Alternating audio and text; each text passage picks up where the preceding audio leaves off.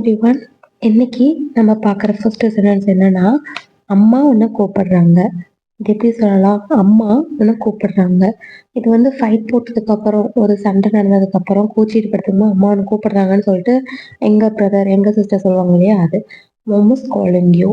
அம்மா உன்னை சாப்பிட கூப்பிடுறாங்க அப்படிங்கிறத mom is calling you to it அப்படின்னு சொல்லலாம். இல்லைன்னா சாப்பிட கூப்பிடுறது காலிங் யூன்னு உன்னை கூப்பிடுறாங்க. சென்னைக்கு போற பஸ் இது. சென்னைக்கு போற பஸ் இது. இந்த சென்டென்ஸ் என்னது? எப்படி சொல்லலாம்? எது? சென்னைக்கு போற பஸ் எது? எது அப்படின்னா என்னன்னு கேட்போம். விச் அப்படின்னு கேட்போமா? Which bus goes to Chennai? Bus சென்னைக்கு எந்த பஸ் போகும்? Which bus goes to Chennai அது அப்படின்னு கேட்கலாம். அந்த சென்னைக்கு போற பஸ் எது? ரெண்டுத்துக்கும் ஒரே மீனிங் தான். பஸ் எப்போ வரும்? பஸ் எப்போ வரும்? இந்த சென்டென்ஸ் சொல்லுங்க, எப்படி இங்கிலீஷ்ல சொல்லலான்ட்டு. பஸ் எப்போ வரும் அப்படிங்கிறத எப்போ அப்படிங்கும்போது when will the bus come வரும். ஸோ இது வந்து ஃபியூச்சர், எப்போ வரும்னு தெரியாது. ஸோ அதனால when will the bus come அப்படின்னு சொல்லலாம். When will the bus come. Ticket எவ்வளவு ஆகும்? இது வந்து bus ticket or movie ticket இந்த மாதிரி இருக்கும் இல்லையா? ஸோ அதில் வந்து 2 பேத்துக்கு ஆர்டர் இது எடுங்க, டிக்கெட் எடுங்க அப்படின்னு சொல்லுவாங்கல்ல. டிக்கெட் எவ்வளோ ஆகும்?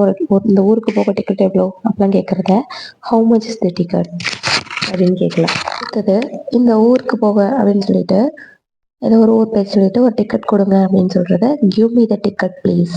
கிவ் மீ த டிக்கெட் அப்படின்னா டிக்கெட் ஒன்று கொடுங்க.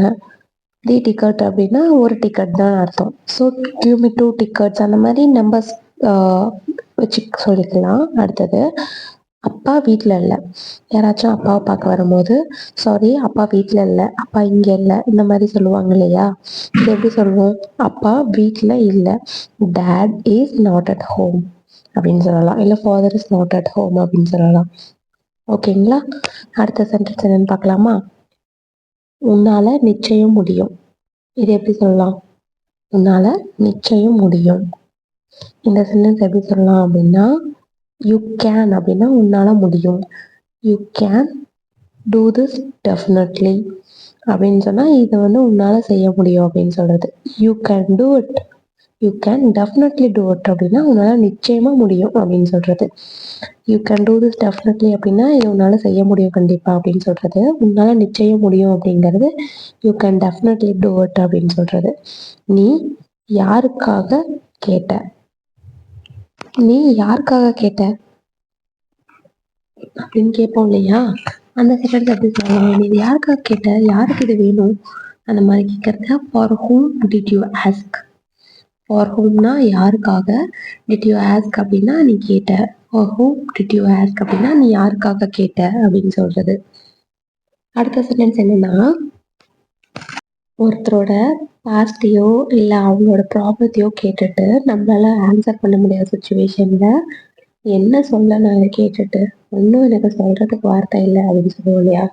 என்ன சொல்ல அப்படின்னு சொல்றது. இல்லை ஏதாச்சும் பதில் சொல்லுங்க அப்படின்னா நான் என்ன பதில் சொல்ல அப்படின்னு சொல்லுவோம் இல்லையா? அதை வாட் டு சே.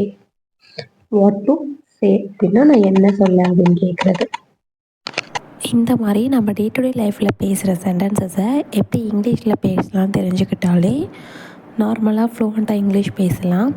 அண்ட் என்னோடய வே ஆஃப் டீச்சிங் எப்படி இருக்குது அப்படிங்கிறதையும் எனக்கு கமெண்ட்டில் சொல்லுங்கள்.